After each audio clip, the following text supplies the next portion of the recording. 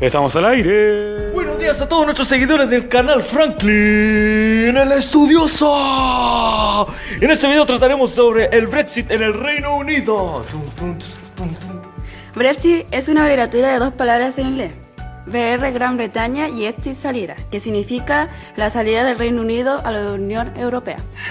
Para comenzar debemos saber quiénes componen el Reino Unido. Este está compuesto por Inglaterra, Escocia, Gales e Irlanda del Norte. También como dato relevante debemos conocer e informar del artículo 50 del Tratado de Funcionamiento de la Unión Europea. Dicho artículo se refiere a que un Estado miembro decida voluntariamente abandonar la Unión Europea. En el año 1975 fue la primera vez que se intentó realizar un referéndum a un año de haber entrado a la Unión Europea. El fin de este plebiscito era renegociar en términos de pertenencia, el cual terminó en favor de permanecer en la Unión Europea.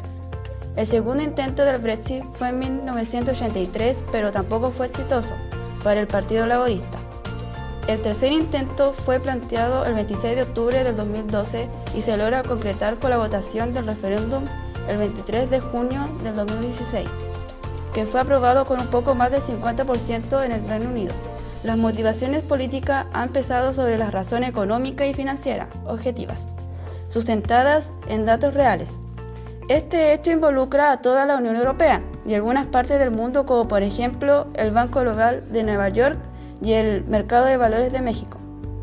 El tema y su desarrollo giran alrededor de la activación del artículo 50 del Tratado de Funcionamiento de la Unión Europea.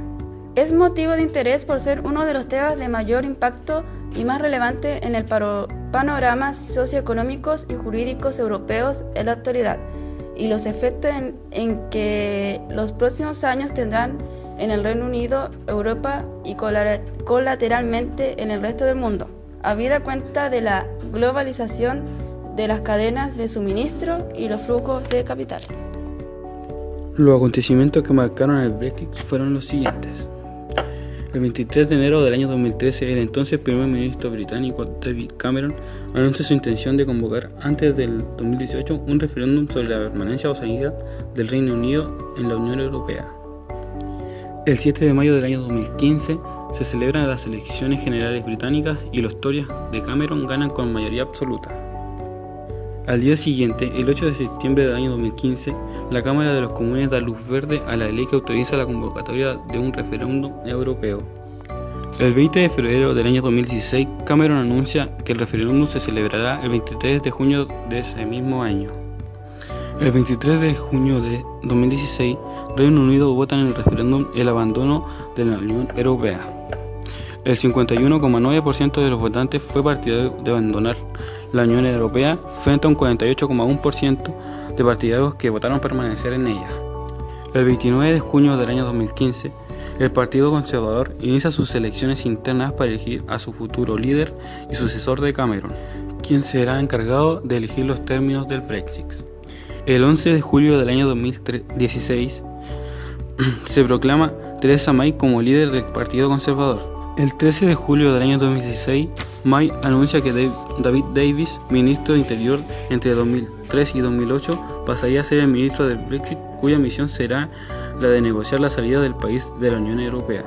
El 3 de noviembre del año 2016, el Tribunal Superior de Londres obliga al gobierno a consultar con el Parlamento antes de activar el Brexit. El 24 de enero, el presidente de la máxima instancia judicial británica, David Nowell, informa tras sustituir. El 26 de enero del año 2017, el gobierno publica el trayecto de la ley para invocar el artículo 50 y lo titula el proyecto de ley de la Unión Europea. 31 de enero del año 2017, se inicia el debate del proyecto legislativo en la Cámara de los Comunes. Bandera británica y de la Unión Europea en Casa de Europa. El 29 de marzo del año 2017, el Reino Unido activa el artículo 50 del Tratado de Lisboa, con el cual se inician las negociaciones con Bruselas para su retirada de la Unión Europea. Causas y consecuencias.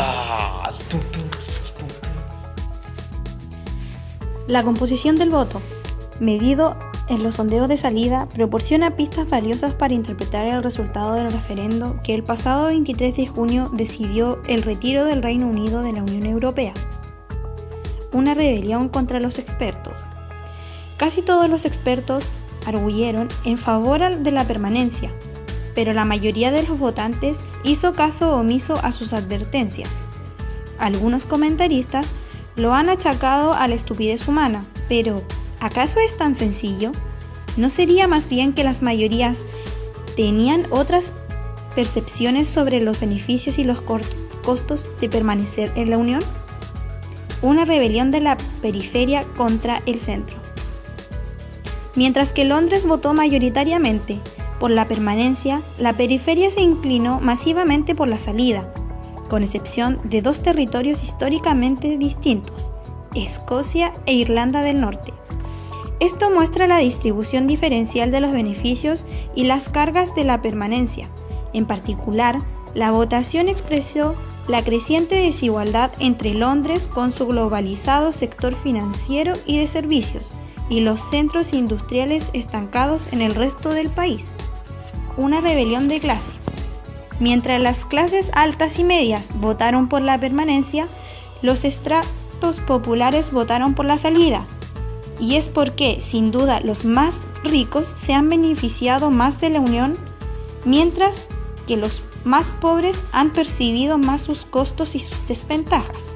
De que la pertenencia a la Unión Europea ha beneficiado solamente a algunos sectores. Una rebelión contra la distribución de beneficios de la globalización. Votaron mayoritariamente en favor de la permanencia los más educados, así como los más jóvenes, que son precisamente los más educados en las últimas décadas.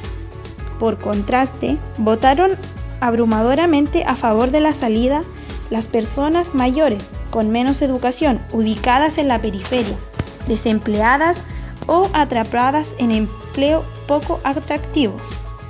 Esto confirma la creencia de que la pertenencia a la Unión Europea ha beneficiado solamente a algunos sectores. Una rebelión nacionalista. El requerimiento de libre movilidad dentro de la Unión Europea ha causado un rechazo no solamente en el Reino Unido, sino también en otros países. En este aspecto es visible la contradicción que existe en los procesos de integración económica internacional, pues por un lado, ellos estimulan la libre circulación de bienes, servicios, capital, información y tecnología, pero por otro lado limitan o dudan del libre flujo de personas, mientras el turismo parece más tolerable por su naturaleza transitoria y sus beneficios económicos. La migración tiende a perfilarse correcta o incorrectamente, como una carga para los países receptores. La campaña en favor de la salida aprovechó estos temores con su afirmación de que la permanencia a la Unión le significaría 20 millones de inmigrantes al Reino Unido en los próximos años. Además del rechazo cultural a la inmigración, está el problema de la diferencia en sus efectos económicos. Para las empresas, la política de libre movilidad ayuda a contener las alzas salariales, pero para los trabajadores nativos, la inmigración implica menores salarios, mayores dificultades para el empleo y la percepción de que los inmigrantes absorben a través de los subsidios parte de los impuestos pagados por los locales. A todo lo anterior se unieron los resentimientos de diversos grupos por la pérdida de autonomía frente a Alemania y Francia y por la reducción del margen de maniobra de las autoridades locales en temas como la tributación, el endeudamiento público y los niveles de déficit. Un rechazo al centralismo de Bruselas. Aunque son los países quienes nombran a los burócratas de Bruselas, su responsabilidad ante la ciudadanía o el electorado es muy indirecta. La Unión Europea carece de un gobierno global democrático y aunque existe un Parlamento Europeo, este tiene mínimo poder sobre Bruselas. En este sentido, la votación expresó un alto grado de rechazo al centralismo y ausencia de responsabilidad democrática percibidos no solamente en el Reino Unido, sino también en otros países. Consecuencias. Pocos cambios inmediatos. Como ya se dijo en razón pública, el Reino Unido no está obligado a acatar los resultados del referendo, y su primer ministro David Cameron ha dicho que no iniciará el proceso formal de salida durante el resto de su estadía en el poder. Pero no acatar el resultado del referendo podría traer altos costos políticos. Más adecuada sería una negociación amortiguadora con la posibilidad del regreso posterior a la Unión Europea. Los voceros de la Unión Europea expresaron que la negociación, si se llega a dar acuerdo de la salida, no se descarta que la experiencia estimule a otras áreas descontentas a realizar sus propios referendos.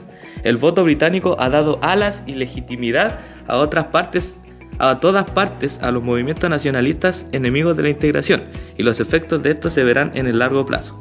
2. Colapsa el proceso de integración. El ejemplo británico podría desencadenar fuerzas centrífugas que lleven al regreso de los estados soberanos protegidos.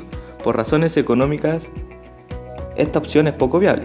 La economía de nuestros tiempos no puede operar si se la limita a cajones puramente nacionales. Por grande que estos sean, las características de la actual economía de mercado imponen los procesos de integración. 3. Marchas y contramarchas. Este es el escenario más probable. Se caracteriza por ajustes y renegociaciones en la escena internacional que haría más atractiva la integración en términos de beneficios y restricciones. Una mayor flexibilidad de opciones y arreglos más democráticos en los mecanismos de decisión deberán hacer parte de los cambios que se introduzcan. 4. Se verán casos que afecten la economía de países relacionados con el Reino Unido, como el ejemplo de España, la cual se verá afectada de forma significativa, ya que su relación con los isleños se valora en 55.000 millones de euros, ya que allí están instaladas más de 300 empresas de capital español. También como cifra relevante, España exporta al Reino Unido 18.231 millones de euros e importa 12.584 millones de euros, afectando industrias automovilísticas, aeronáuticas, alimentarias y farmacéuticas. Estas últimas muy importantes para una sociedad que cada año envejece. Otro punto importante es que los demás países europeos como Alemania, Francia e Italia deberán aumentar las contribuciones de forma significativa con la Unión Europea, ya que actualmente el Reino Unido está entre el top 3 de contribuciones. Se estima que el territorio británico pierda más de 100.000 empleos, ya que las empresas más importantes se mudarían a otras capitales de la eurozona. Entonces daría por conclusión un aumento en el desempleo, por ende cambiaría la vida de algunas familias.